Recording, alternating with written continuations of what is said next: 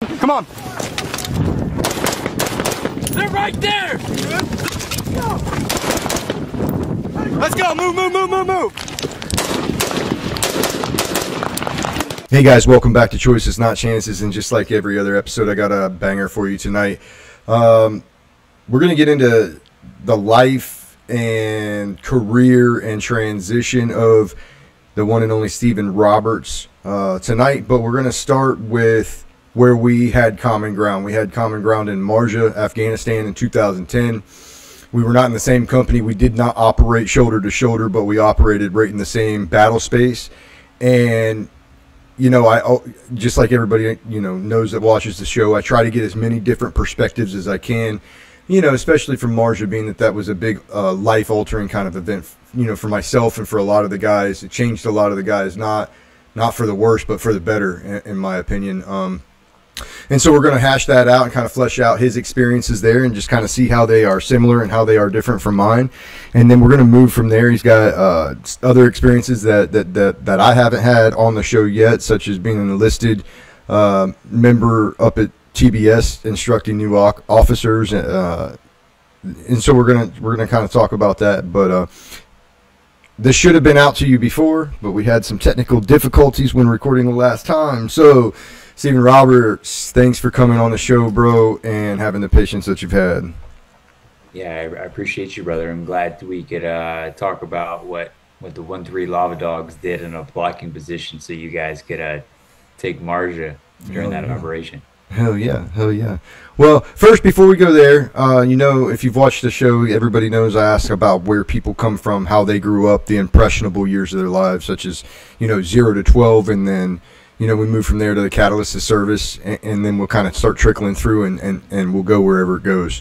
But start out, where do you come from, who do you come from, and the pecking order, where do you fall in the childbirth pecking order there? Childbirth. I think I had the young child syndrome. So grew up in northern Florida, and my mother was a teacher and a guidance counselor. My father was more of a warden in the prison system. So transitioned as a kid growing up, great childhood. Parents were obviously divorced, typical infantry and Marine, like most people. And played 3 sports, super athletic, and then, you know, made that pivot over sophomore year to my dad's house. Big life change. He was busy, and that's kind of where, you know, the grades started to ease up. Wasn't really applying myself. A lot of pressure at home on, you know, what are you going to do post high school career. Have a late birthday, so ended up graduating at 17. And then there's this thing called like a Florida prepaid. So my dad, you know, of course, started paying for college when I was a kid. And he went out of town for one weekend and came back, and I told him I had joined the Marine Corps. How'd that go over? Man, you know, for being a warden in the prison system for like 32 years, you would have thought he would have been pretty gung-ho about it. And not so much, huh? No, he actually cried. And then my mom was like, hell yeah, that's what you need. So oh boy. The backstory was cruising through senior year. I'm a history nerd. I love everything in history. And we had that one kid, his name was James, and he had already joined the DEP program, and he wanted to be, I think, a tanker. He ended up getting on a little bit of the herbal medicine, and the recruiter kicked him out of the tank program, and he had to come back after 30 days and rerun through DEP. Okay. And James and I were boys, you know, we used to dip Copenhagen in like senior year history class, ag class, you know, typical like North Florida, you know, we're cruising through it. And, you know, I used to make fun of James a lot. I'm like, ha, ha, ha, you joined the military, and graduation day came in like, you know, May 2004. And they're like, James is going into the Marine Corps. And we all kind of laughed at him. And him and I became closer and closer. Anybody that's from Florida works at like one supermarket at a Publix growing up. So that was like my Marine Corps bond. If any of my dudes from Florida, I'm like, where'd you have your high school job? They're like, Publix, bro. Yeah, yeah. And James and I worked at Publix together, and him and I kind of started to become really good friends. And no shit, the power went out at my house one day, and the Navy recruiter kept calling. And my dad told me, you need to go see that guy because I'm sick of him calling our house. So I was working two jobs at the time. I was 17 years old, and I went and saw the Navy recruiter. And man, he sold it on me. He's like, "Hey, dude, I always loved the show Jag. This is like late 90s, early 2000s. I thought Jag was cool, and I wanted to be a lawyer."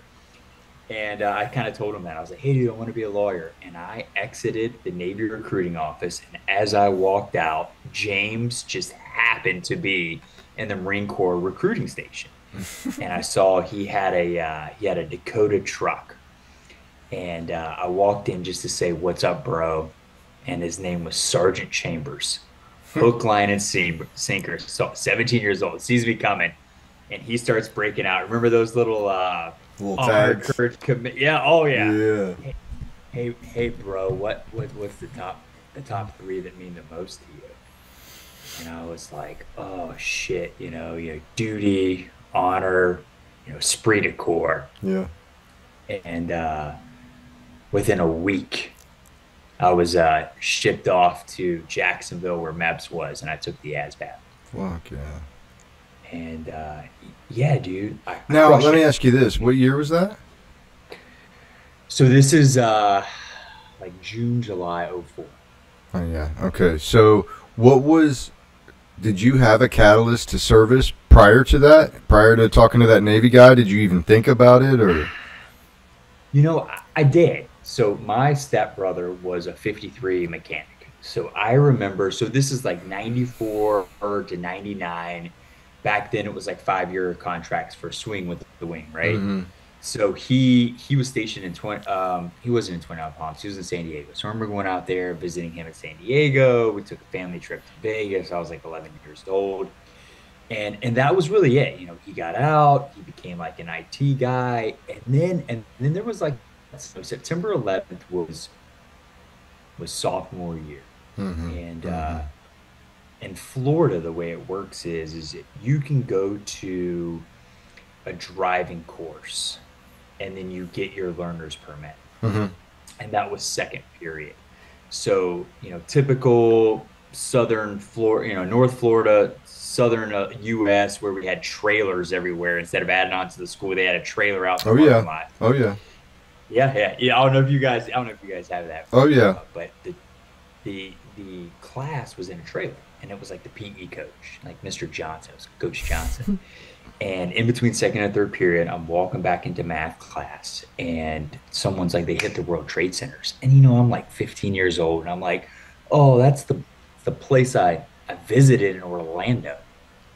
Didn't even know where the World Trade Centers were. Mm-hmm. And I remember I ended up in like algebra class, and I'm sitting there, and a girl asked the teacher to turn on the TV, and the teacher's like, I can't turn on the TV. These are the big box TVs back in Yeah. like Like 2000, cart TVs. Yeah. 2001. Yeah, yeah. They were like mounted up in the ceiling.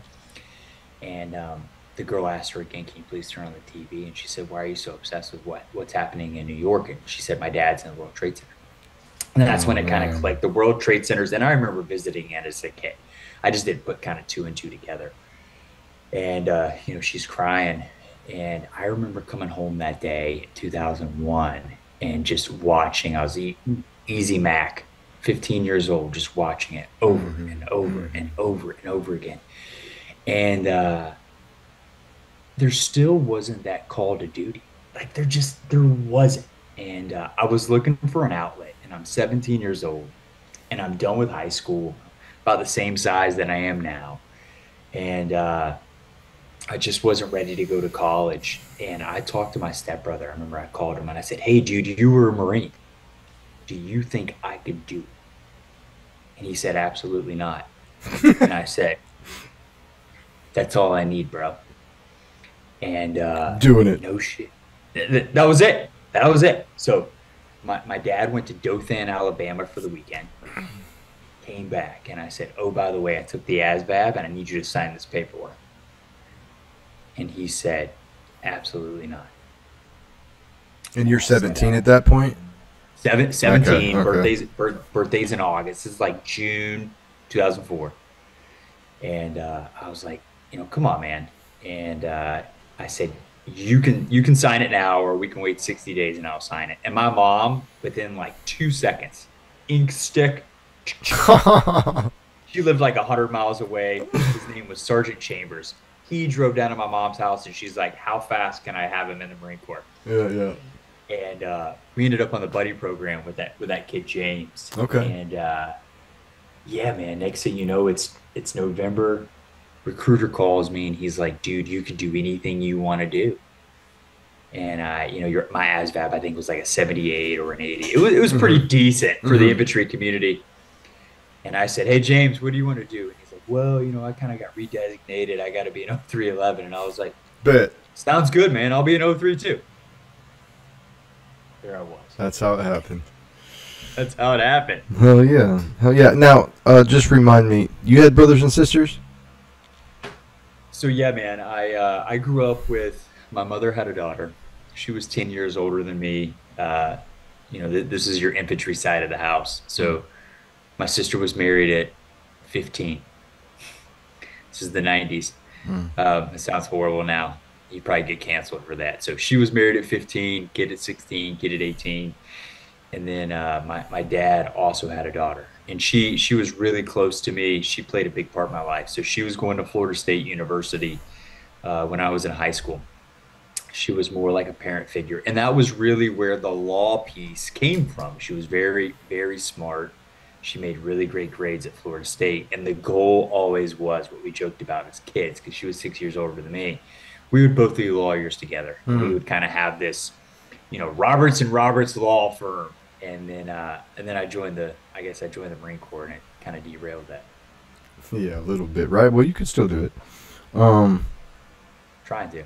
yeah, that's pretty dope. So you get out of boot camp, you do SOY. Anything notable to mention there moving through?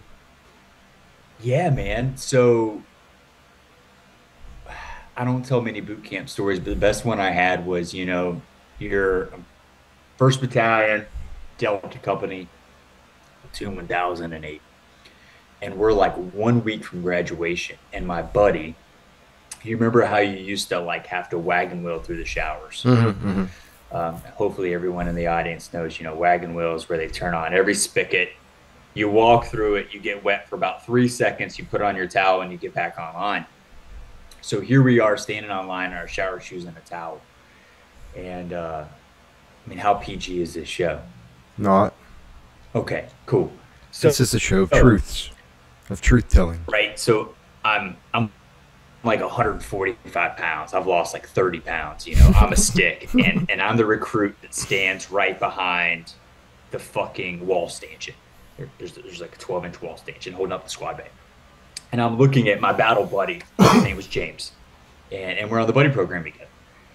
And James he was an Air Force kid named Gally. And Gally was older, 24, 25. He had done a couple years in the Air Force, and now it kind of came over. So, of course, recruiters or not recruiters, but drill instructors having a field day. Oh, yeah. So every time it's like E1 in the Marine Corps, they're like E1 in the Air Force, and you'd be like, "Sir, E1 in the Air Force is a fucking airman recruit," So we're 10 days, 2 weeks from Family Day, right before graduation, and I see James and Gally kind of nudging each other. We're online. Something got said during wagon wheeling to the shower. Mm. And, right before Family Day, you're like Irish pinning your alphas, I think. Like every day you're doing your uniforms. Yeah. And that's what we were doing. And, something had sparked. And next thing you know, these two guys are butt-ass naked in the squad bay, just throwing fists. I mean, just naked fists. And James was a competitive wrestler in the state of Florida. Oh, like, okay. Of course. really, really good. Yeah, yeah. But he ends up getting his eye split open on a footlocker. And, they're going to drop everybody. But I remember sitting there trying not to laugh because I knew I was going to get hazed. And I'm watching two dudes just butt naked, just beat the living shit out of each Going other. at it, yeah. Yeah, I mean, and senior drill instructor comes out there and he's like, hey, you who's? I'm gonna Yeah. drop all you, you know? Yeah. And we're like week 11 and a half. And he did. He ended up graduating, which was crazy because I got to the rifle range, and him and James and I had a hard conversation because I umped like 12 times. Oh no. So I got into the rifle range a couple weeks prior, and I'm a righty. But then I got there and I realized I can only shut this eye. I just can't double blink. Mm-hmm. So I get to the rifle range. It's like an 18-year-old kid, and they're like, "Hey, recruit, shut your other eye." And I'm like, "I shut it." And they're like, "Okay, shut your other eye." And I shut it again. So on grass week, I had to learn how to shoot left-handed. Oh shit. Now are you left eye dominant though? Well, it's the only eye I can close. Uh-huh. So I grew up shooting shotguns. Mm-hmm. Yeah, dude, I can't do that, bro. So I grew up shooting shotguns, shooting dove and quail, Yeah. crazy. So I get to boot camp and they're like, hey, you're right-handed. And then you get to boot camp and they're like, shut your eye. So I was a right-handed shooter leaning over iron sights extra far. Yep. Just to be able to kind of see through the sights. And I just umped. I mean, like 132s on the rifle range, brother. Oh yeah.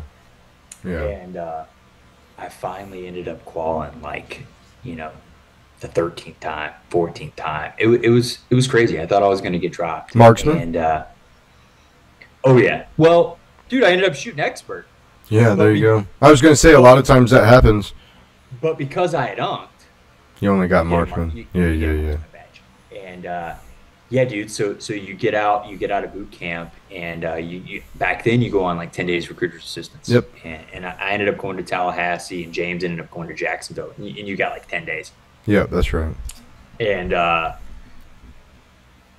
we had a Greyhound bus ticket to go to Lejeune. And you sure we can get filthy on this thing? Yeah, 100%. Okay, cool. So Greyhound bus ticket, Tallahassee's on the Panhandle, Jacksonville is on the I-95 corridor, then you go up to Lejeune. Yep. So I hop on the bus first. I'm wearing alphas.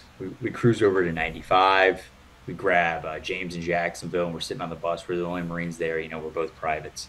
Actually, he was a PFC. I was a private. And he looked at me and he said, "Hey man, how long does cocaine take to get out of your system?" Oh boy.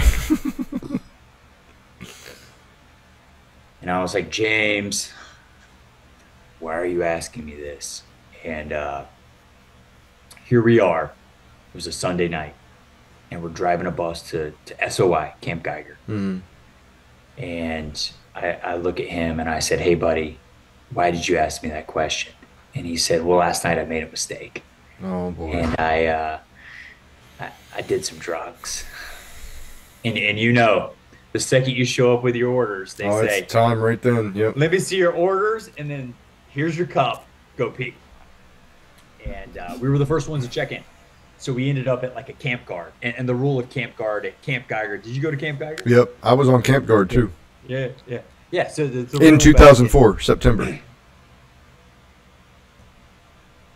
No, that's not true. It would have been December 2004 because I was September class in boot camp. So October, November, December. So I was November, December, January. Okay. So I got there in like March of 2005. Gotcha.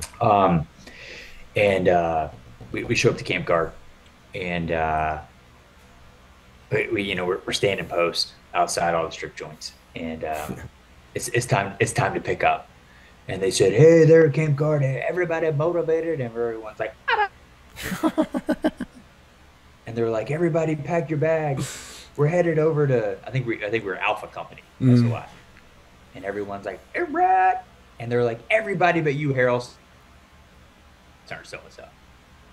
Who is it? Everybody but who? Everybody but James. Oh His last boy. name was, yeah. And they say go see Staff Sergeant. And PMO was standing next to our staff at CO. Oh boy. And back then they were called like the Blue Man Group. You remember they wore they didn't just kick you out.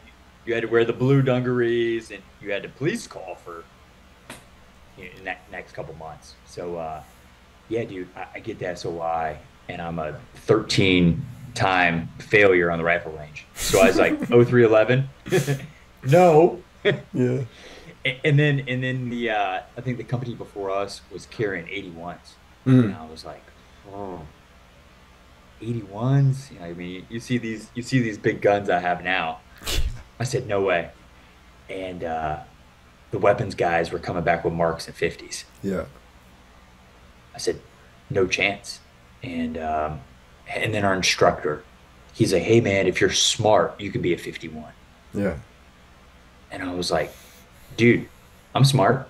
And you had to be a 51 back then, you had to take a math test. Yeah. Yeah. And because you had to understand the composition and the RE factor of explosives. Yep. And I passed. So I became a 51, which was pretty badass. And yeah, dude, it was 51 from then on out. Fuck yeah. And explain what a 51 does to the layperson in the audience. So a 51 in 2005 was small rocket, shoulder fired, multi-purpose assault weapon. Boom. That's a symbol right there. Um, Demolitions, C4, TNT, det cord, making your homemade bombs. And it was cool. You're an SOI breaking open boxes of TNT from like 1955. Like it goes boom. And then back then it was javelin missiles. Yep. And javelin missiles was like the Oregon Trail, like you're zoom in on the clue and you're playing a video game because it's $80,000 a pop, and you would shoot javelins, and that's how you would qualify. So it was cool, man. And then we lined up, and they said, hey, they read off all these names, and they're like, "Ah, you're going to Lejeune," and all the guys are just shattered. And I really wanted to stay in Lejeune because I wanted to be close to home. Mm-hmm. And then they called it was like two 51s and a bunch of machine gunners, and they said, "Aloha, motherfuckers," and I didn't know what that meant. Huh, yeah. And they were like, "First Battalion, Third Marines," and I was like, "Cool, who's that?" Where do they live? Yeah, Yeah. yeah. Then I show up 24 hours later, and I realize who First Battalion, Third Marines, Charlie Company was. How'd that go? Do you have your So a decent arms open mentor style welcoming? yeah, man. So May 2005. First Battalion, Third Marines, Charlie Company just got back from Phantom Fury, and it was called Mackey Hall. If you interview anybody from First Battalion, Third Marines, or really anybody in Hawaii, they'll talk about Mackey Hall. Mackey Hall is like the place. There was a creek next to it called Schitt's Creek. There was like TVs. It's like a rec center style, like place to chill. No. Mackey Hall was the barracks. Oh, but gotcha. there was a creek about 40 yards away to where people would get drunk in the middle of the night and throw, 80-pound TVs into the creek. Oh, good. Or like you, as a boot, would end up in the creek.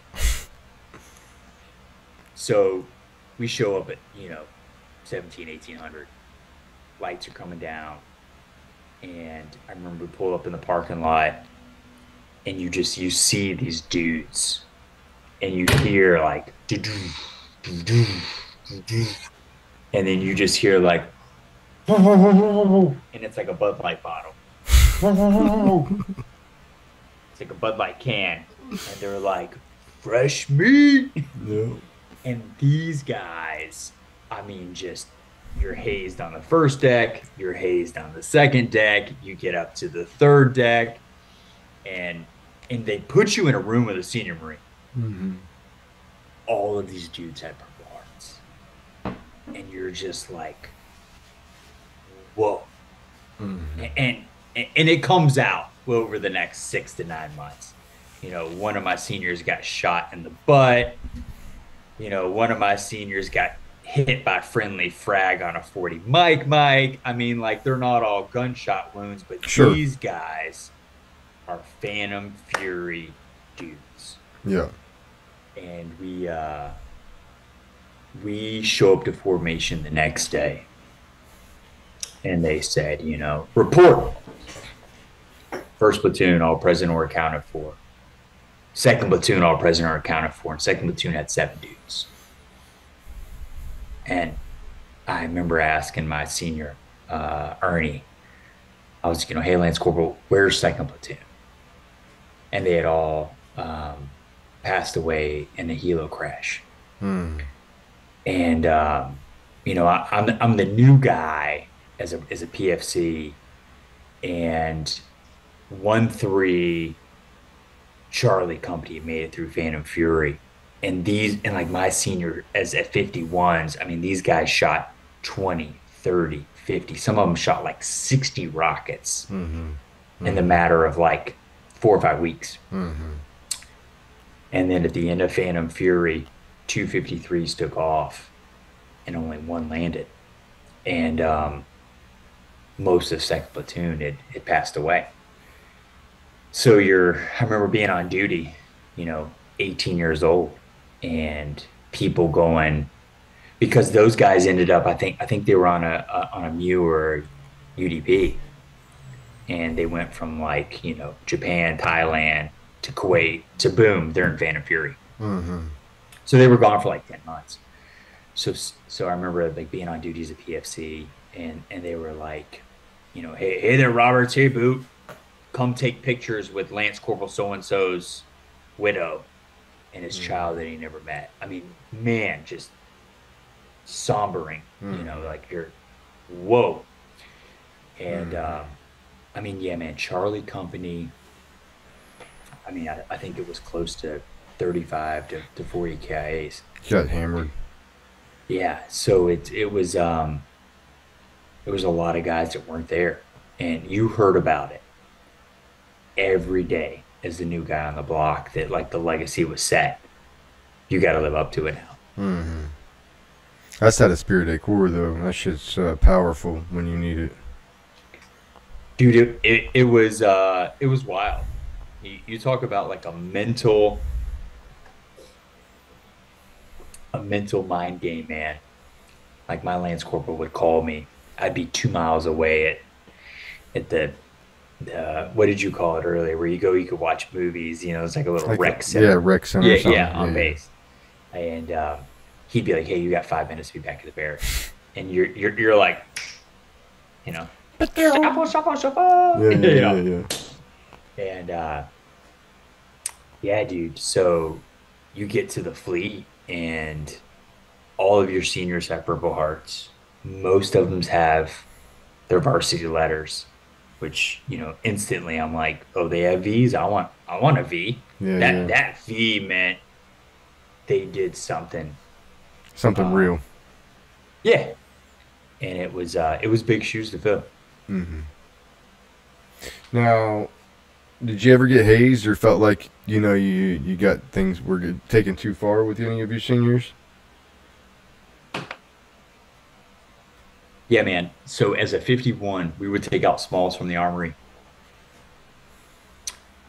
A shoulder-fired multi-purpose assault weapon is 29.92 inches long, and it's 16.92 pounds. And I can tell you the 4 rockets that go inside of a small 19 years later. So is what we would do is we would do gun drills, because you know this, as an 11, you have to clear the backblast. So is what we would do is we would run out to a field. We'd usually have competitions, but 0331s, and they would be doing covering fire, and then we would run out and get exposed, backblast area all secure. Yep. Clear the backblast area, boom, rocket, and we would go back behind obscuration. But what my seniors would like to do is they blindfold you once you get into your firing position, and then they would just make you do toggle manipulation. Explain that. So toggle manipulation with a small is you can't just, so when you squeeze the trigger, so a shoulder-fired multi-purpose assault weapon comes with 6 rounds, 7.62 casing, 22 Winchester primer that would go in, and those rounds, those 6 tracer rounds, are ballistically matched to a rocket. What does that mean in civilian terms? If I shoot you and I don't move, the next thing that I shoot is the rocket. It's also going to hit you. Yeah. So wherever your tracer rounds go, as long as you don't move, your rocket's going to go. Yeah. Yeah. So when you squeeze a trigger, when it's on fire, it only shoots tracer rounds. So again, my seniors are talking about shooting dudes with tracer rounds, which is pretty gangster. So 9mm round, 7.62 casing, 22 Winchester primer, and these dudes would sit there and just be like, boom. So you're loading a mag, you're shooting rounds, but then you would have to depress the launch lever. So you had to use your thumb to depress the launch lever in order to actually launch the rocket. Mm-hmm. So they would go on safe, on fire, on safe, on fire, on safe, on fire, safe, fire, where are you at? And you're blindfolded, so you'd have to trust what your hand is, say basically what your weapon system was. And dude, it would go on for hours. And then you fast forward 6 months later and you're in Afghanistan and you're going, I see what you did there. Yeah. Now, was that's how quick it was for you? You were 6 months in when we went? Yeah, brother. So I get to the fleet in May of 2005. And we would replace 3rd Marines. Oh, yeah, that's right. 3-3 was in Afghanistan first. 2-3 was in Afghanistan second. Right before we go to Afghanistan in 06, January of 06, we get a senior Marine drop. Okay, yeah. From 3-3. Yep. So this is one of those, like, these dudes didn't have enough time to redeploy with 3-3. They kick them over to 1-3. Marine Corps gets theirs, right? Yeah. So now or guys that tried to do it. Yeah. So you catch Phantom Fury dudes who are like terminal lance corporals with 14 ribbons. Mm-hmm. You catch 3-3 corporals with, Afghanistan. And now these guys are like fist fighting in the barracks over power. Yep. They're coming in. They're the new section leaders. They're the new squad leaders. So we got this big drop from 3-3. And we get told we're going to be the last Marines in Afghanistan we ended up in Assadabad. Okay. And that was where the war kicked off. Mm-hmm. It was fun. Let's talk about that. And you're a boot for that deployment. So I'm a boot, and you got seniors that have been in the like hand-to-hand kinetic combat and in urban warfare, and now you're in, southern Afghanistan, and Nawa and Marja is nothing compared to the mountains, of northeast Afghanistan on the Pakistani border. Yep. So, brand new boot lieutenant. We cruise into Tajikistan. So you go like Hawaii, Germany, Tajikistan, and back then, man, I'm sure, I think you probably went to the same spot. Back in 06, there was nothing there. Yeah, we went, very similar later on. And then we're in there in January, so there's like, snow issues, so we can't get to, so you end up going to Bagram back then. So you go to Bagram. Bagram's like an old Russian base. And I remember Bagram had an old theater, and you could eat popcorn. It was kind of like a USO at Bagram. Bagram was an Assadabad of Iraq, very similar kind of thing, And it was the Army. And, the Marine Corps doesn't salute. And I remember like first day in Bagram, and this Army major walks by, and we didn't salute him because we don't salute in combat. You get shot when you fucking salute those guys in combat. And he's like, hey there, devil dogs. You don't give an officer a salute. And I'm like, fucking da-da-da-da, Yeah. And, hey, sir, like, fucking my bad. And he'd shoot our ass. So you go from Bagram to J-Bad. In J-Bad, you're on a C-130 in Jalalabad, and that's when you kind of did like your first combat landing on a C-130. 28, 30 dudes, C-130.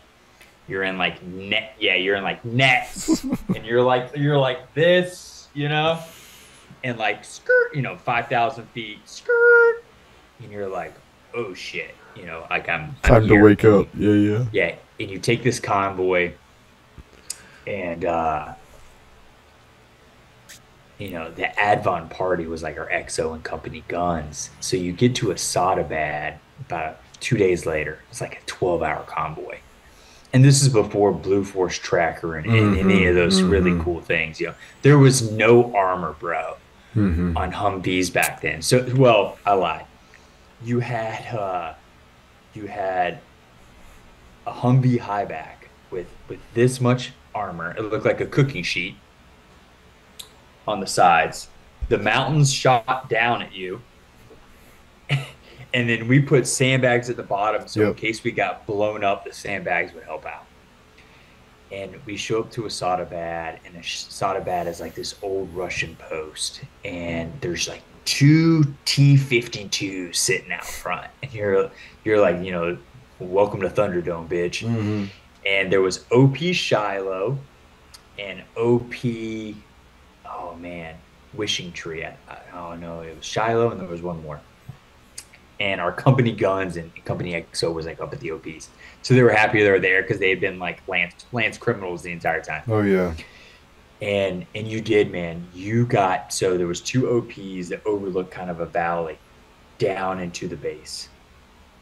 And then as you overlooked, you saw basically Pakistan. So here you are, man. It was a lot of OGA, a lot of secret squirrels. Couldn't talk about what they did. Couldn't ask any questions. So here I am as like barely 19, and I had a 9mm.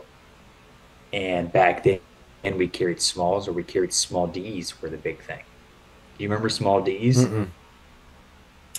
A small D was an AT-4 to where it was fire. It was a one-use system, but it was for shoulder-fired multi-purpose assault weapons. So, a small comes with basically like 4 rockets. It came with 4 different types of rockets. So you could do any AA, inert, or like HE. Yep. Unlike the AT-4, it only comes with 1. Right. But it was like shoot it, drop it, bounce. Yep. No, I don't. For whatever reason, I don't remember that. So yeah, dude, we're there. That could be ignorance too, of not knowing the difference because it just wasn't my lane. I'm not sure. Yeah, no AT-4s. We didn't carry any AT-4s. They carry laws. Did the line carry laws? There's no such thing as laws back then. Oh, okay. So this is 06. This is where, I didn't see the laws come back till like 09. Oh, okay. 08, 09. So we, and the missions back then were rucksack, platoon size, LPOP, that mountain, 7 days. And then it's usually what we would do is we would post up on a mountain, more of a blocking position, some sort of defensive position, very like TVS-esque. And then we would usually run out of chow and water within 2 days. And then we would get airdrops from the Air Force. Yep. So here you are, bro. You're sitting there as, Lance Corporal Nasty. You haven't showered. You're ripping heaters all day. And you see Air Force fly over and start just throwing shit out the back. Oh, yeah. Parachutes open. Parachutes didn't open. 5,000 feet drops on a whole gallon of water. So what we would do is we would trade MREs, and this is before UGRE, so it was MREs and water to the local nationals for them to carry all of our shit back to our defensive position up in the mountains for a week. And you worry. So I'm like a typical 51. I'm doing posts behind a 240, playing spades all day. Oh yeah, ripping heaters, and you would get shot at from 500 meters. Yep. And then the cool part is we had overlapping 105s and 155s. So we get shot at, back then it was called steel rain. Mm-hmm. Stand by. So 155s on our base in Asadabad, 105s. It's called Camp Blessing. And then if it overlapped about a 6-click radius, I mean, you would get hit from both. Mm-hmm. And then back then, J dams were like, calling a J dam, no big deal. Yeah. Now, did you guys have pretty instant access to air at the time? We did. Yeah, that's good. So rotary, Hueys and Cobras always on station. Yeah. And then we'd have A10s. Had a lot of A10s. Watching A10s are like literally my favorite, dude. Yeah. So no, actually, it was so Camp Blessing was deeper. It was about 15 clicks away. We had a kind of a satellite unit up there. We had like a third platoon up there, and I ended up doing a resupply.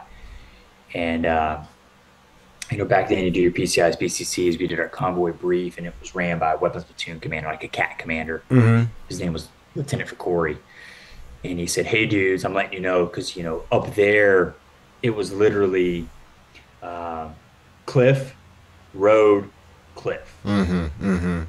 And those were probably a lot of switchbacks, I would imagine, yeah. Yep. Yeah. Yep. Yeah. So he said, "Hey, guys, I'm letting you know we're going to hit this one choke point, and we're going to start to just get killed with RPGs. And on an Humvee, minimal armor. I got a 9mm 19 Roberts, from North Florida." And no shit, he said, "Hey, we're gonna stop. We're gonna turn out all of our lights. We're gonna kind of walk through this area. Lead Vic's gonna turn back on their lights, and then 5 or 6 vehicles behind it are gonna push through. Kind of this choke zone." Mm-hmm. Boom, stopped it. I was friends with a lot of the weapons guys. A lot of them were SOI guys with me. They're all behind the 50s and marks. Lead Vic turns off lights, pushes up 200-300 meters. I kind of like escorted it and walked it down the road. Cliffs 200-300 meter drop. Lead Vic turns on its lights. Stand the fuck by. Here comes just RPG City.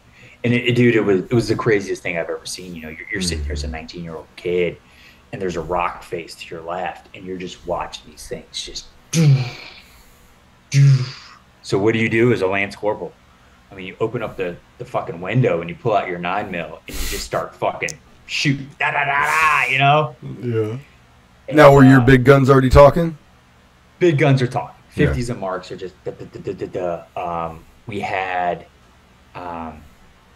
toes rocking. Shot a ton of toes back then. There was no such thing as shooting javelins in that environment.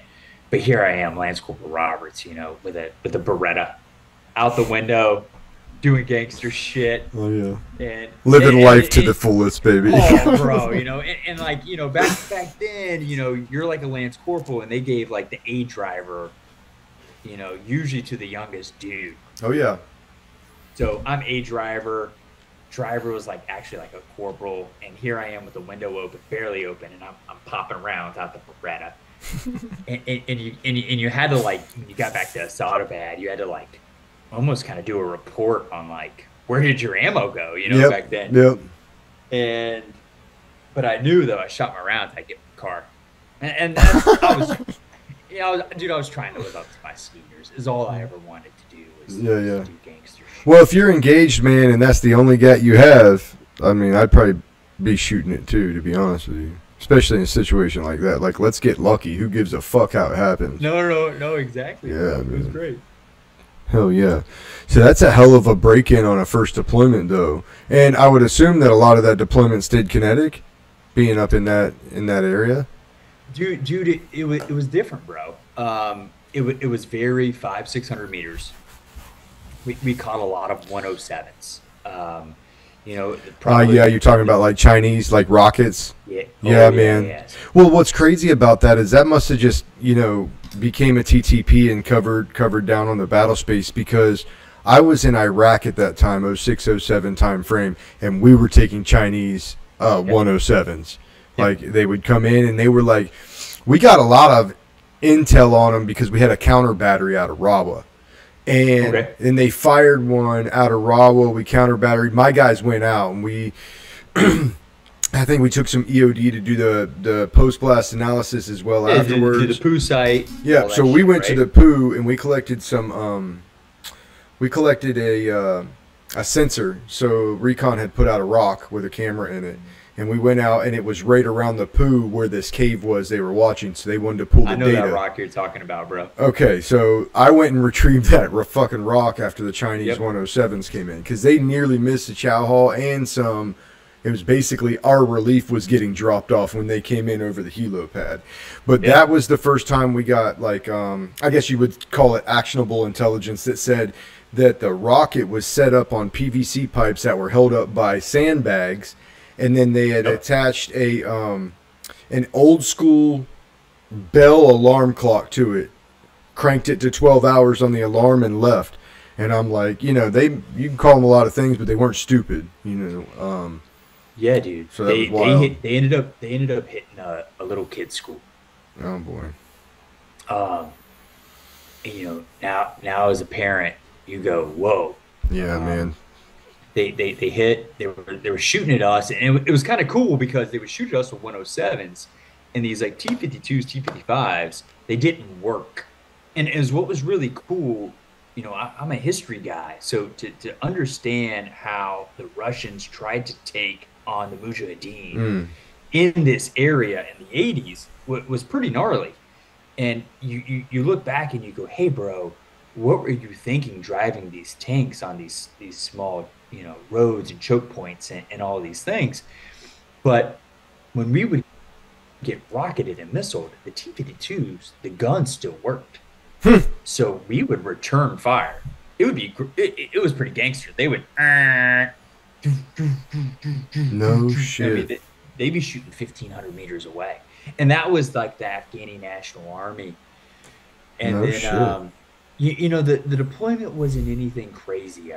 We watched the kids get hit, and that was probably the first sombering moment where you see 10, 15, 20 kids roll through your ECP and shrapnel all over them, missing, and you're like, whoa.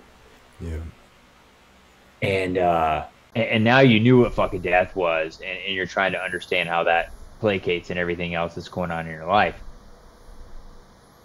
And you get to the third deployment where now you're addicted to it, and it's on your own.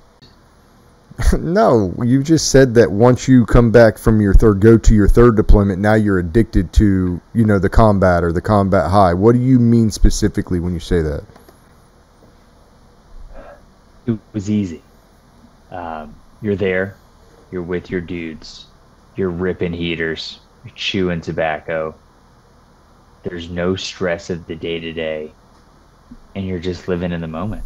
It's the easiest thing that you've ever done in your life. Mm-hmm. Just be primal and stay alive. You wake up, you execute, you fucking go to sleep, you wake up and you execute, and you kill the bad guy or he kills you. That's it. That's as simple as it can get. Let me ask you this: did you ever experience? A bunch of people have described it in a myriad of different ways, but the way I describe it, or the way I can relate to it, is a flow state, where at some point you enter this state in which you are executing and firing on all motherfucking cylinders almost seamlessly, where you're just locked in the fucking pocket. Did you ever experience that? My second deployment and my fourth deployment, I experienced that. You could go outside the wire, and again, the second deployment was very urban. We used to play a game in Iraq where we would play basically hide and seek, and we would have a sector, and we would allow a unit to go out, and it would keep us kind of on our toes. We would go onto a rooftop, and then you would give a hint to what sector they were in this city, and then you would try to find people on a rooftop. Mm-hmm, mm-hmm. And really what you were trying to do is you were taking the younger generation and creating them at 2, 3, 4 o'clock in the morning to be very observant of their surroundings, to hear things that they wouldn't normally hear, And we experienced something very similar in the NAWA deployment where, come 60 days in, we would go on deployments and Greg, our lieutenant, would go, Bobby. And I'm like, what's up, bro? And he's like, you didn't fucking say 2 words the entire 6-hour patrol. And I go, Miller stopped there because there was an IE. Ryan stopped there because he thought that was a cache threat. Q stopped there because there was bad footprints. And then we would debrief and he'd be like, holy shit, how did you guys do that? And you're just in this just locked in harmonious relationship where you're like, no homo. You can't say that on this, huh? Oh, you can say whatever the fuck you want. I don't give a shit. Yeah, dude, it was the most beautiful thing I've ever been in. Yeah, I can say that in Marja I got that way. I mean, I got that way sometimes and didn't sleep for 3 days. Got that way. Yeah. Just stayed. And it's weird now thinking about it because like I can't go without sleep and not be a completely different person. But they're locked in. It's like my body knew. Now, okay, get into the NAWA deployment 4, and talk to me about the shaping of Marja and how you guys did it. If you can, big blue arrow style, and then hone back in big to small, so I can kind of understand what you guys were going through. Yeah, dude. So big picture, it started. The cool part about Hawaii was you're in Hawaii. And the worst part about Hawaii is you couldn't shoot any ordnance in Hawaii. So we did a lot of our training on the Big Island. I think you guys went to like AP Hill. Yeah, that's one of the spots. Yeah.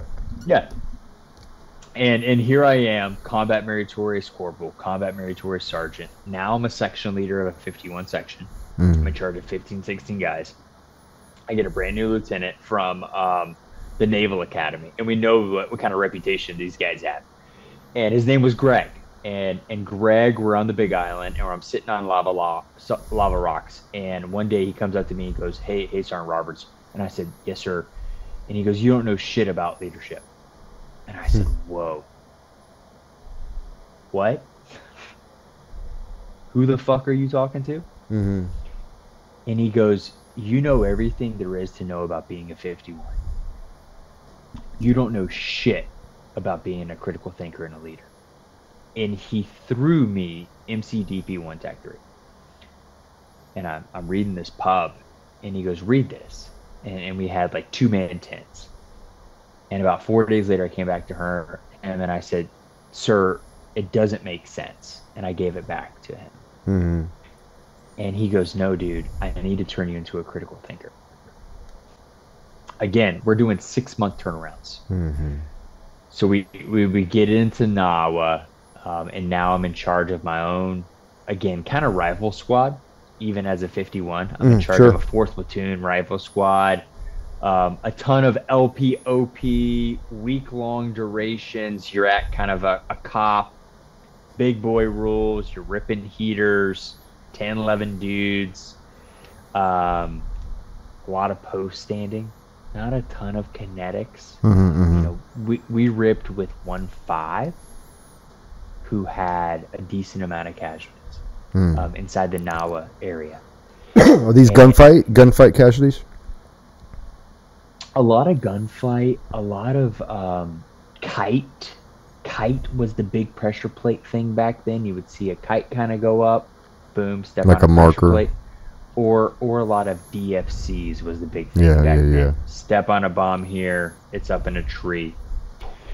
But not very kinetic. I was kind of surprised, what was the mission set? Like, you guys just rolled in and started chaping, or rolled in and took a backyard? Like, what was it? So we're in NAWA, and we're in about 4 or 5 different outposts as a company. A lot of it was really small unit leaders, man. Again, 10, 12 man outposts. And the biggest turning point in that deployment was when our gunner hit an IED, 500 pounds on an MRAP. Oh boy! And we had a JTAC. It was like a major or a JFO or some shit. And this piece of shit threw his pack on the back of a convoy, and it got lost in the middle of the night. And our gunner had just hit a 500-pound IED. And It flipped over an MRAP, broke his neck, like week 3. Killed a British reporter, killed another Lance Corporal. And he's our gunner, bro. You know, like the gunners to our community. It's like, oh my God, we lost our gunner. And this major has lost his pack because he was a piece of shit. And my platoon commander came back down and said, hey man, I need you to take, a lot of these cops had like 1 or 2 vehicles mounted with like a marker 50. And he's like, go take it outside into the desert and see if you can find his pack. I think he had MVGs in it. And I told Greg, if you ever send me on a fucking mission like that again, I fucking quit. Because the IEDs were getting so big. And we're doing this for a pack because somebody was stupid. I see what you're saying. And we were doing it in a Humvee. Mm-hmm. And the next day they like outlawed Humvees because the IEDs were now 500 pounds. Well, they were anal. In that area. They got so big. You guys are fighting ammonium nitrate and aluminum, I'm assuming? Abso-fucking-lutely. Yeah. Nasty shit. So we fast forward into, a couple pop shots here, a couple pop shots there. We ended up having our own PB. It was really kind of cool. We were at PB Brandon, 2 squads. Greg was there. We were 4 or 5 clicks away from the main fob. Nice. No one fucked with us. We had our own chicken coops, our own turkeys, donkeys. We kind of did our own thing. Nothing crazy. And then we got the call from Arjun. And, so if I might interject, you guys were already there, already in place when McChrystal gets the green light on Mash Tarak, and then things pick up for you, or? So we knew it was coming. And what I mean by that is, when we ran range 400 or 410, my company commander, Steve Carabin, he goes, "Hey Bobby." I was like, "What's up, sir?" And I went by Bobby for everyone. Mm-hmm. And it was kind of cool. He's like, "Hey Bobby." I'm like, "What's up, bro?" And he's like, "You're gonna carry javelins on range 400, and you're gonna shoot a fake missile." And I'm like, "The fuck?" He's like, "No." He's like, "You're gonna take out the tanks or the bunkers with a fake javelin missile." He's like, "The coyotes are gonna lose their shit," and bro, they lost their fucking shit. But he knew something. He was very forward thinking. You feel like he has the edge on knowing something's coming. Yeah. So we had a PlayStation, and we had a big screen TV in our little MWR in our fob. And we were getting intel to where our HEC guys were supplying video footage on a dirt bike riding through the 5 Points intersection. Okay. The 5 Points intersection was a key intersection allowing traffic to go in and out into Marja. So a couple clicks away. Yep. And kind of what they told us was, hey, key intersection, blocking position, 48 hours prior, -2 or whatever, so that 3-6 and 1-6 could take the city. So our goal was a blocking position, a feint, draw the Taliban in our direction, then you guys cruise in. Right. So we start training, and we're building these big ass mock cities and shit. Taking these objectives. Engineers are blowing this, javelins going here, small rockets going there, blowing cratering charge in this MSR. And then we had really bad weather for a couple weeks. I don't know if you remember that. There was like really shitty weather. Weather delayed our push. Yeah. At least one day. At least one day. And Steve comes to me, our captain, and he's like, "Hey Bobby, you're gonna bring javelins handheld." Shit. So here I am, more of like a javelin team leader, assault section leader, squad leader. It was a wild. Wearing multiple hats here. Yeah, stick leader for the 53s. So the day kicks off. It's 3 a.m. It got pushed a couple days. 53s come in. I'm carrying a clue, a javelin, an M4, and a pack. with about 100 pounds worth of shit. Mm-hmm. 53s are landing short on the road on the south side. They're supposed to go on the north side of the DZ. 53s are coming in. We all kind of duck. I put a javelin missile next to the canal. A lot of people walking through. 53 lands. I'm stick leader. Hop on the bird. Javelin's gone. Oh, God. Oh, boy. The sergeant doesn't know. Talked to the crew chief. I said, hey, brother, I got to go back out and find this javelin missile. He's like, you got 30 seconds, because we had like a 3:30 extraction time, and we had to be on site. Mm-hmm, and they're dropping the lanterns out of the C-17. Yeah, the big 55-gallon drums. Yeah, right. You were there. You understand. Yeah, first time I ever seen that. So I run outside with a quick flashlight, and I couldn't find the javelin missile. I said, fuck it. Helo insert. We all fall outside the back of a 53 into a canal. Greg, our platoon commander, is like, hey, Bobby, step on my shoulders. I jump into a canal. It's February. It's like 12 degrees. Yeah, I'm in a freezing water that's 40 degrees. Now my socks are wet. And we start taking objectives. Blow cratering charge on these MSRs, blow a couple walls, take key objectives, and we end up on a rooftop. And I look at a lot of my lance corporals, and I said, we were at a bazaar at 5 points. And I said, go grab anything you can in order to help us build a defensive position. Pots, a door, couple sandbags. And I have pictures of like our lance corporals like rolling down the street. Oh, yeah. With random shit. Weapons companies in the front end with 50s and marks. They're dug in. Again, defensive position oriented towards the enemy. And we're at the top with javelin up here. We had a couple extra missiles. Tow on the adjacent building top from weapons company. Mm-hmm. And we were going to get linked up with Bravo Company, 1st 9th Marines Bravo Company. And they were coming up the main MSR. And we called it happy hour, baby. About 14:30, you heard that shit start fucking clanging. Mm-hmm. And they started getting shot at. RPGs, IDF.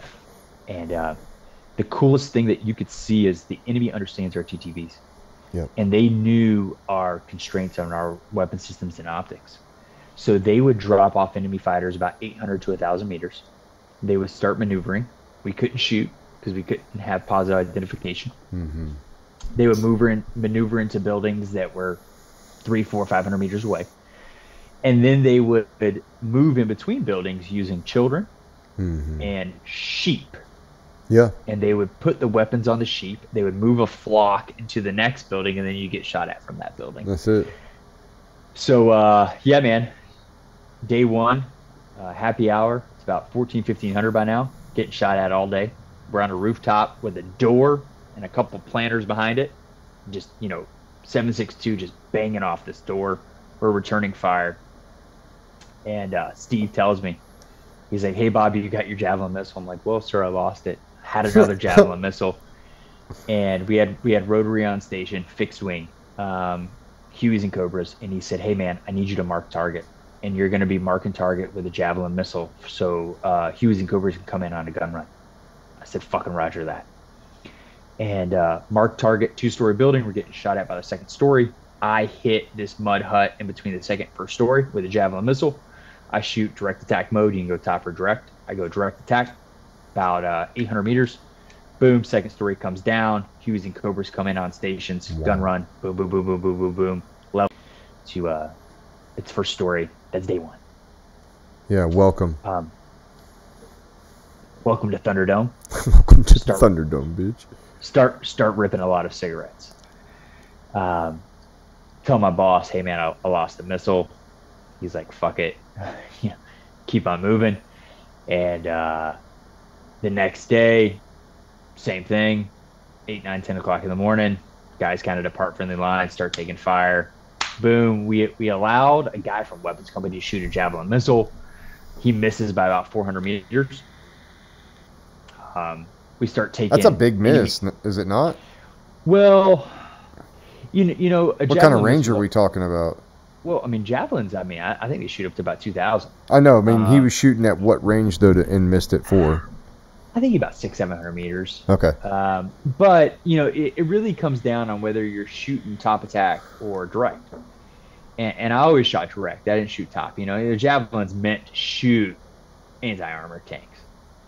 I shot direct attack. He shot top attack. It just kept flying, kept going. Gotcha. And the next day we start taking 82s. And dude, I've been shot at, and I've been 107, and I've stepped on some bombs. Getting mortared sucks. Terrifying. Fuck. Well, I mean, maybe terrifying's the wrong word for it, but definitely helpless if you hear that. If you hear the poo and you know it's coming, it's like. And you're like, so here we are on a rooftop ripping heaters. Mild 88s, pines, just ripping baby. them. Just ripping them, baby. And you're like, oh, fuck. And then they started bracketing. Mm-hmm. So we had a sniper team up on the roof with us. They had a 40. And I hop on the clue, clues, heat. Yeah, maybe you should explain how all that works first. Find them right at. Just so the audience can understand how it works. So a javelin's badass, but you only have 20, 30 seconds, right? So a clue system is the optic, and it's hundreds and hundreds of thousands of dollars. And the first time I realized that I was behind the game is I'm teaching it at TBS a couple years later, and these 12-year-old kids they know exactly what a clue is based on Call of Duty. Yeah. So you have a clue, which is your optic. Very small sights, and you have bracket gates. But whenever you put in javelin missile, and when you go to depress the launch lever, it basically sends this fluid to shoot this missile, but you only have about 30 seconds to shoot it. Prior to this operation, we were going to shoot javelins for the first time, and one of my most senior guys, he was a corporal, I allowed him to shoot a javelin. And he couldn't acquire the target fast enough. And when you go to lock in your bracketing gates, it sometimes messes with your sight to where it takes a while for you to re-lock in the target. Mm. And Tommy couldn't re-lock in long enough. And you have a dead javelin missile. Yeah. You have a very finite time, about 15 to 25 seconds to shoot that javelin once you engage the bracketing gates, because it lets off this little liquid inside of the javelin. And then if you don't use it, you lose it. It's 40-year-old virgin. So here we are, we're getting shot at, and I'm looking through the clue, no javelin, and I'm just using the clue as an optics because I can see pretty far in thermals. And I start walking on our sniper team to this mortar team. Smart. And what they did is they had one guy that would run outside the door, and he would drop it in the tube. Then he would run inside, and he had a spotter on the rooftop. And he would stand up, and he observed rounds on effects, and then he would make an adjustment to the dude back in the house. Mm. Sniper team was able to take this guy out after about 40 shots. What's the range? What's the range from you and from them? 1,100. Oh, that's okay. Substantial shot. 1080 and some change. So, 40 shots later, they finally shoot the spotter, and we still started getting bracketing, and I'm talking about you. So we were getting bracketed, firing rounds on his own, and he was standing in a doorway to have direct line of sight. Cool part about direct line of sight was he stood in the doorway, so there's a heat signature. Mm-hmm. So as he was standing in the doorway, we shot a missile at the door. You? Yeah. So you're already bracketing trying to spot for these snipers, so when he comes in and you got the heat, you can acquire and lock. So we've already taken out the spotter on the rooftop. Right. So now there's only one guy left, and he was dropping rounds right outside of a compound, walking behind the door, running behind the door, then he had direct line of sight looking at us. Yep. To see rounds on effects. And he was getting closer, 100 meters each time. It was like the football effect. Yep. He stood in the doorway, took a javelin missile to the face. That's a shot right there. Yeah, so right at about 1080, still have both of those Javelin missile straps. Nice. And then I think I posted on LinkedIn last year. I realized I wrote the wrong fucking date on them. I was like a whole year off. I was so caught up in the moment.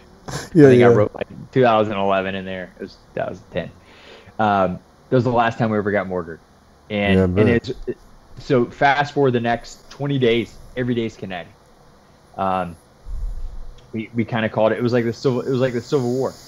We went outside of our compound and we had a field that was about 500 meters away, and we went out there every day to fight. And that's north or south? I can't remember. I just know when we got to 5 points, south was always bad, and northeast was always bad. I can't remember what direction it was, but we went out and left our PB every morning at 7 o'clock, and we went to the same spot, and we fought all day long. And then at about 1700, we'd pop smoke and say, "See you tomorrow." See you tomorrow. Yeah. It was the craziest thing I've ever seen. Isn't it weird? Isn't it weird at that point when it's really like you realize it's a business for both of you? Like, if I find that weird, I think the first time I heard somebody else talk about it was Nick Lavery on his episode, and he talked about how like when the winter moved in and the fighting season was kind of done, they would do like ICOM chatter back and forth, like we're gonna kill you fuckers when the thaw comes, and when the spring comes, and they would like, but it's professional like that. It's like, yep, I know they're not coming today. I know they've kind of shut down the season, and see you tomorrow, kind of thing. Yeah. Well, I mean, I'll make this comment that other people will probably hate your podcast. 8 to 5. The what? The Taliban fights 8 to 5. I mean, they really do. Like chai to chai.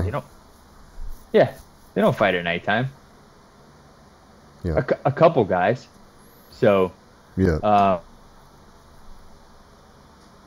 They would shoot at our post every now and then. Yeah. But it was never anything crazy. Now, were you still in place there at 5 points when Mashtarak kicked off? What's up? I said, were you still in place at 5 points when 3-6 and 1-6 invaded? We were. So I was there until I think 3-6 showed up and ripped with us. And they showed up with full flak jackets. Yep, I remember. And I said, you poor bastards. Yeah.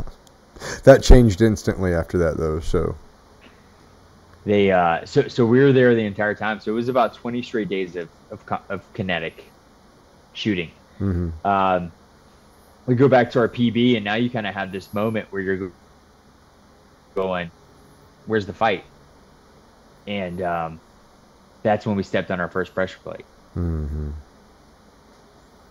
So we were doing an LPOP at about 3 o'clock in the morning over a village a little south of where we were.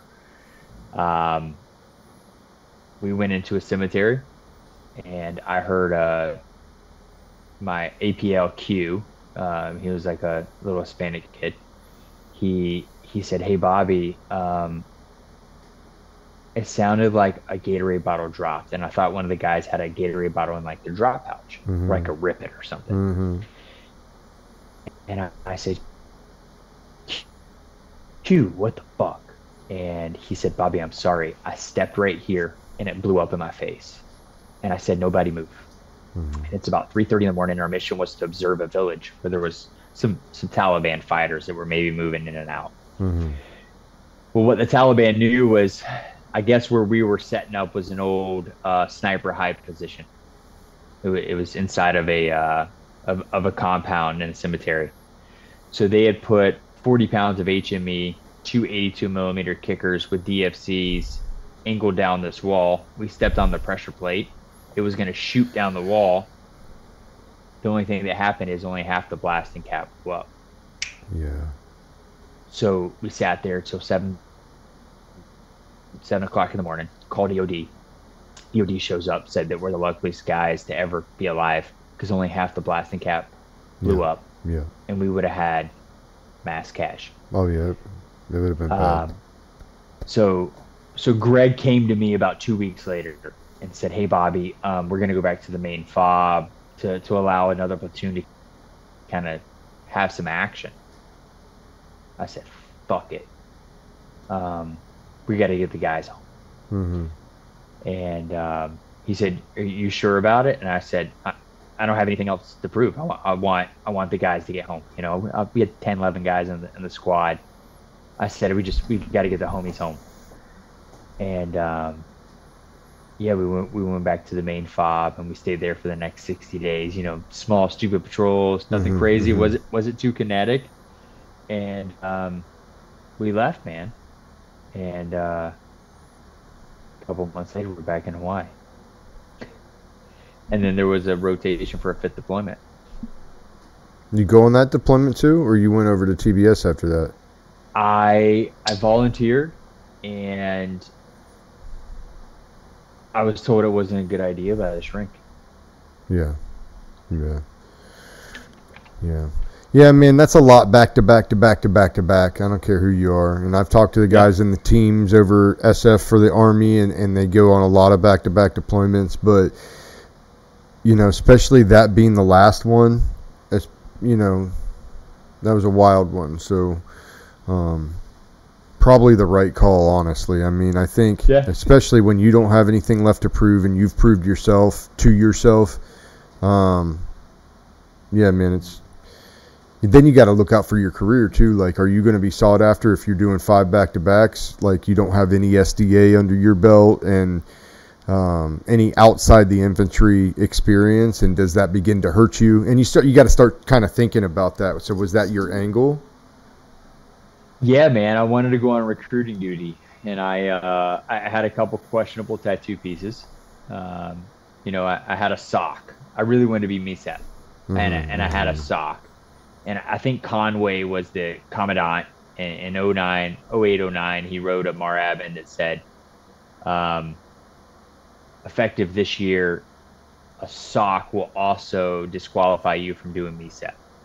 And I was shattered. I had some officers that were vouching for me, and I really wanted to be a lieutenant. I wanted to make it a career. And I applied to the recruiting duty, and they said, "Hey, man, you have too many tattoos." The sock was too much in PT year. So I actually ended up at TBS by chance. And that year I won MCI Graduate of the Year. I didn't know that was a real award. Received another NAM for that. Got a free trip for the family. I had done a lot of MCIs, and then I had transitioned in 11 to Quantico, and you're a part of this instructor group that was kind of this smorgasbord of good dudes and kind of turds. And I was in charge of the infantry warrant officer course, IWOC, where I was teaching them smalls and javelin employment with certain optics, and with very quickly I got brought into, for officers, TBS is an elite place for them to go to further their career. Sure. The Gordons of the world would go there. And I was brought into that cadre. There was about 18 of us that ended up being in the dugout. And you had to have 6 or 7 approvals, a couple first sergeants, a couple majors, a couple captains. How was your experience there? Because everybody I've always talked to said that they learned so much more about their profession and was really able to hone in on the skills. Was that your same experience? It was. It ties back to when Greg threw me the book on MCDB Tech 1 Tech 3, and he just he was like, "Hey, dude, you're great at being a 51, but we need you to be a critical thinker. We need you to understand maneuver warfare." And then now you're teaching that pub in front of a class of 300 students. Yeah. So, crawl, walk, run, started teaching with the mount package. So I was in charge of urban operations, patrolling through a city, quick reaction drills. And is what you could do about TBS, which is really cool. You would teach one week in front of a classroom setting of 300 students.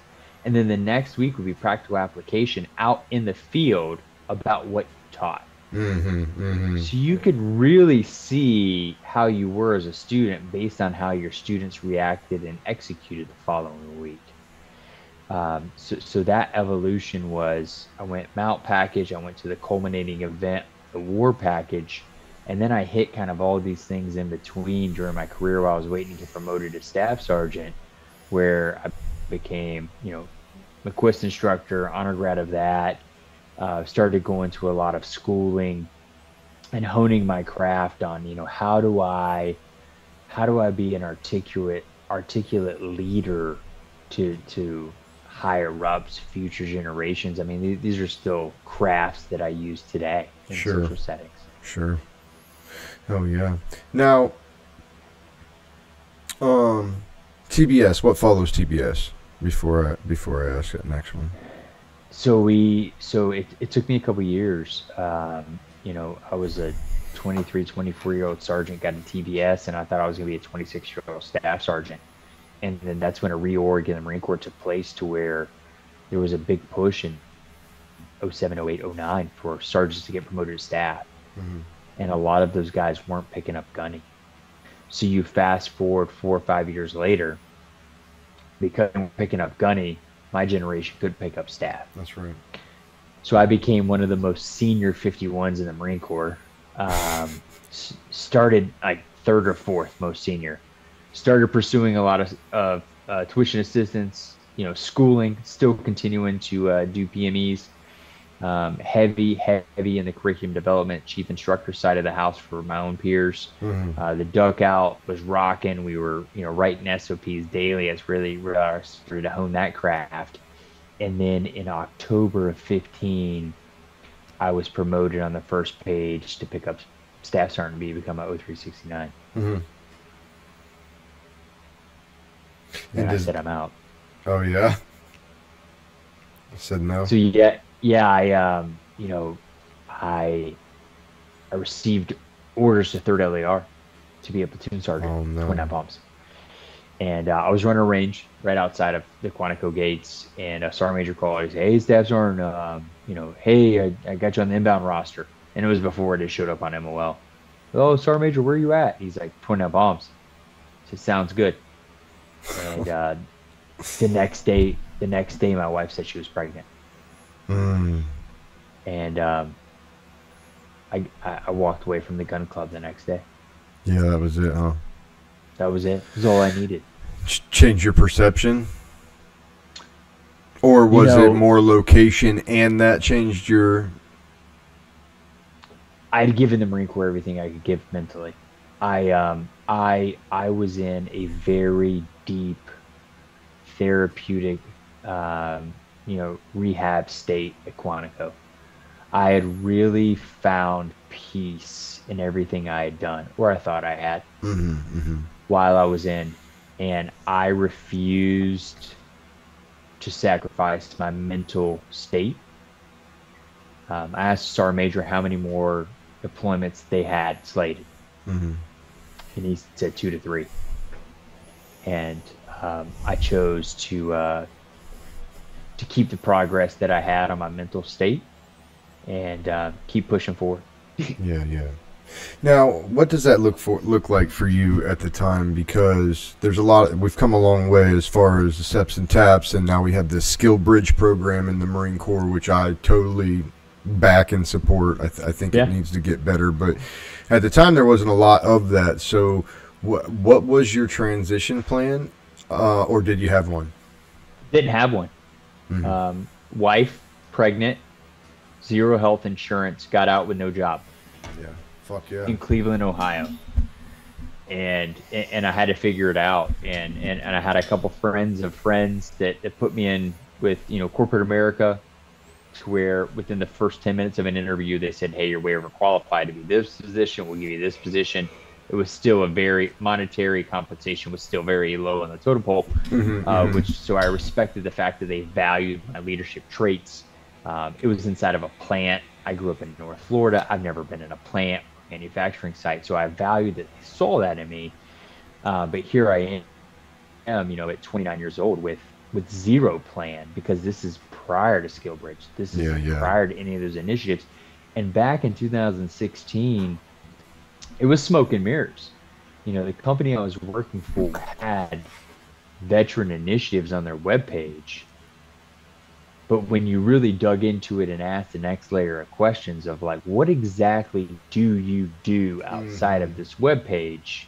The answer was nothing. And that kind of led me down the path for the next couple of years of really building some amazing programs for some pretty amazing companies. Now, when you did the digging, and you realized that it was kind of superficial, or that it, wasn't what it was acclaimed to be, did that hit you in any kind of way, or did you just kind of stick with it and show them why they were wrong? I started creating PowerPoint presentations and talked about what veterans could bring to the table if you just took a chance on them, and Mm-hmm. how veterans understand and align with culture, and they underline with values and Mm-hmm. continuity, and that how taking a chance on a veteran was almost like taking a chance on a B minus or B plus civilian, Mm-hmm. and how it's so. And if you can paint the accurate picture to a veteran because they receive GI Bill, VA disability, that I looked at it also from a compensation perspective, to where I told these big corporate companies, you can save monetarily from your budget because they are receiving these other benefits. We just got to make sure that when we bring them on board, we cater to maybe their VA appointments, or we cater, it was more of an education standpoint on what exactly is PTSD. PTSD had a very negative stigma back in Yes, 2016. sir. Yeah. Hey, there's going to be an active shooter at our location with the things out here. And I'm like, wait a minute. Let's let's talk through PTSD. Maybe he has anxiety. Maybe he, needs to be alone for a few minutes. And it was the big message I was pushing was the therapeutic healing piece. Veterans heal by being next to and conversating with other veterans. Mm-hmm. The reason I stayed in the Marine Corps for the additional 5.5 years at TBS wasn't because I needed the Marine Corps. Yeah. It's because I needed that healing because I wasn't ready to leave. If I would have got out after 6 years, I wouldn't be the person I am today. Mm-hmm. Mm-hmm. Would you change anything? Man,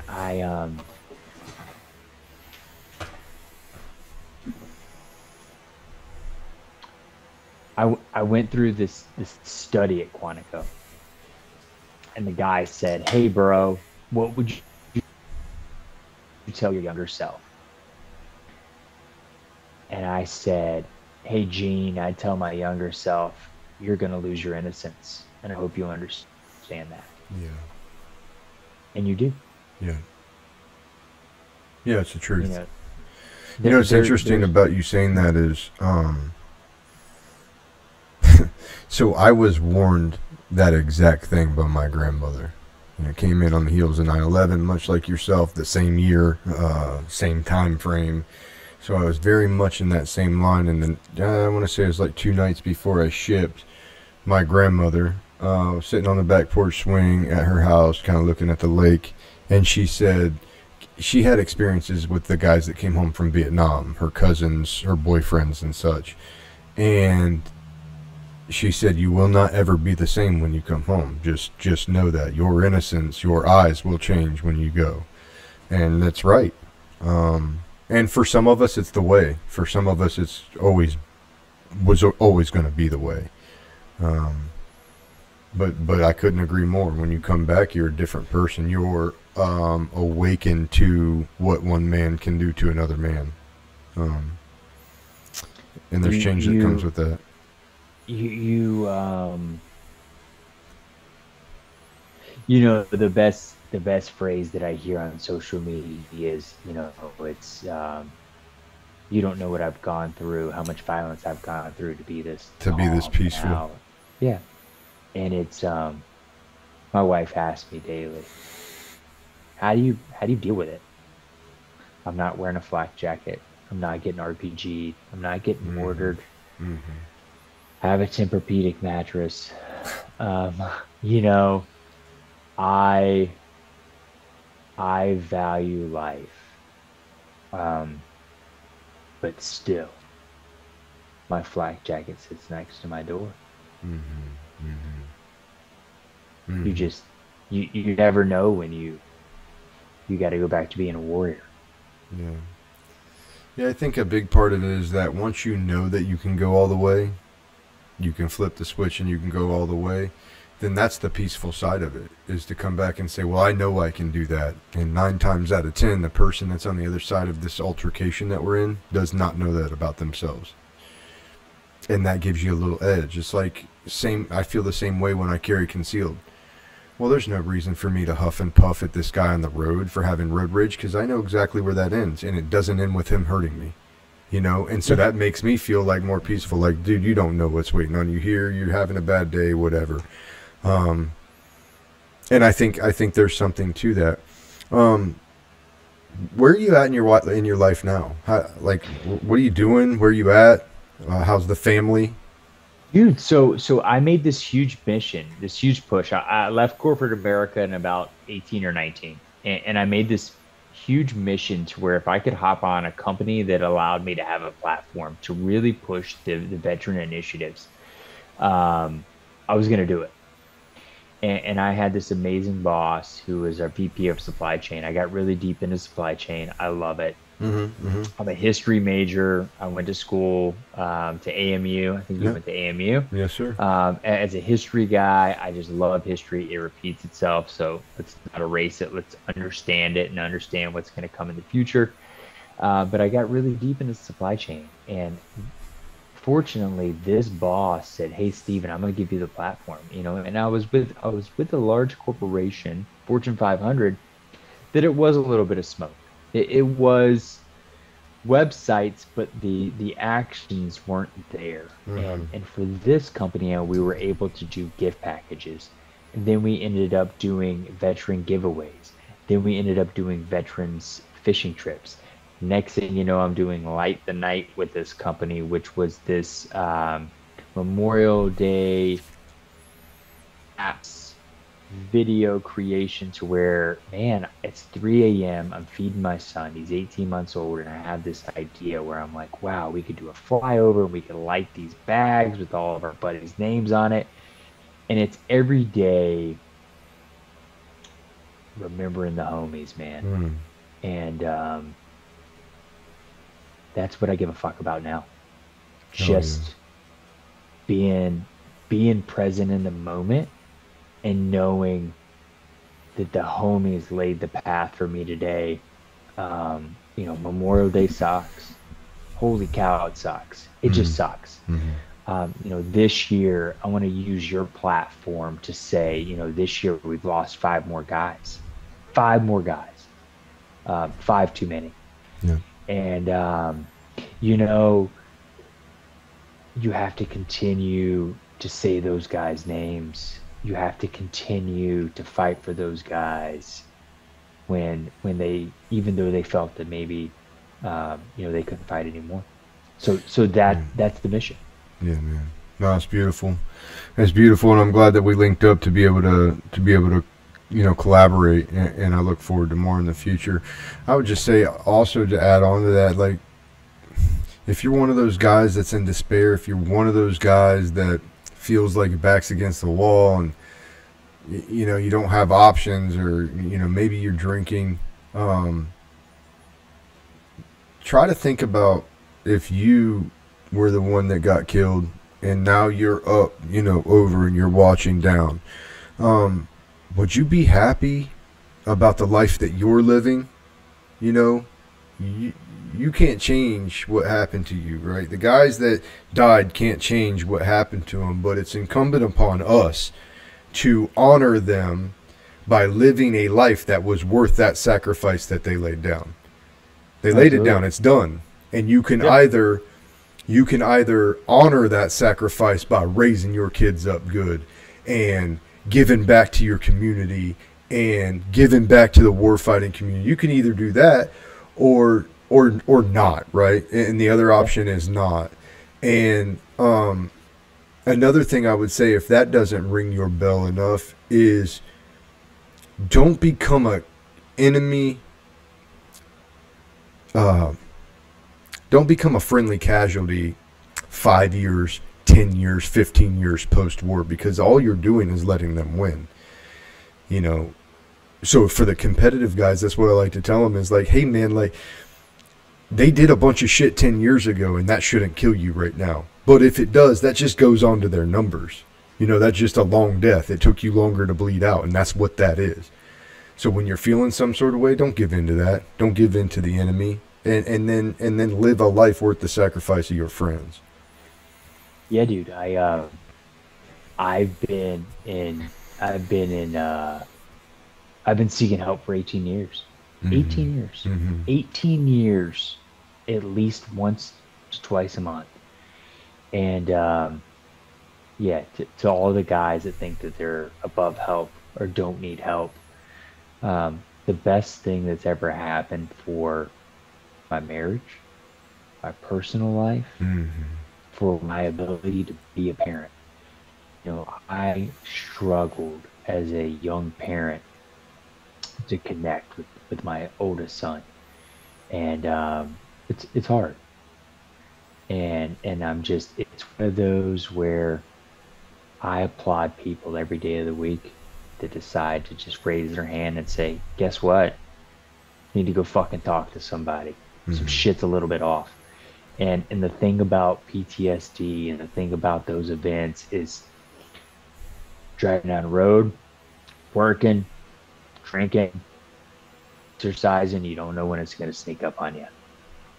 So that there's no way to really be proactive in any of that. And it's just okay when it does happen, just take a step back and go, wait a minute. Let me go ask somebody for help. Got to recalibrate. Gotcha. Yeah, and I'd also say to the Marine Corps, big Marine Corps, little Marine Corps alike, when you put a negative stigma on this stuff, you are potentially losing some of the best warfighters that you have. Because you're going to stigmatize the fact that they need help, one, and that they're asking for help, two, because those are your guys that are thinking properly. So I would just say lose the stigma, help the guys get better, and then return them to the lines from whence they came. And that's all they ever wanted. But, bro, this has been great. I've had... it's been insightful. I've enjoyed it, and I want to stay connected for future endeavors for sure to keep the community up. This is, your chance to shout out what you want to shout out. Let me know, and the audience know what you're about and where you're headed from here. Whoa, put me on the spot. Yeah, man. If you were to talk to young warfighters right now, for example, what are you telling them? Hey man, it doesn't matter if it's in the GWAT era or in today's era. You taking that oath is all that it's about.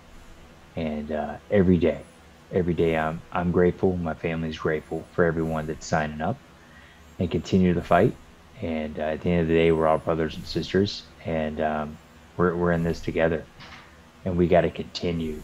We got to continue to fight for this nation even when we're out. And that's what we're doing right now.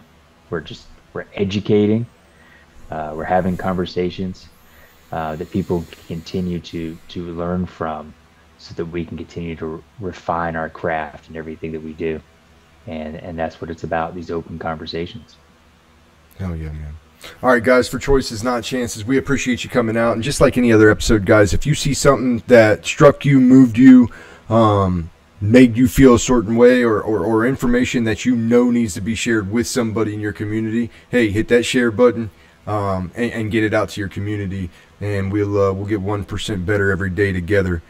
For now, we're going to sign off here. Stephen Roberts, I appreciate you, man. I appreciate your story, and I appreciate your dedication and your devotion to a country and to a people that you will never expect a thank you from, and that means the world to me. All right, guys, Choices Not Chances. Talk to you next time. Come on. They're right there. Let's go. Move.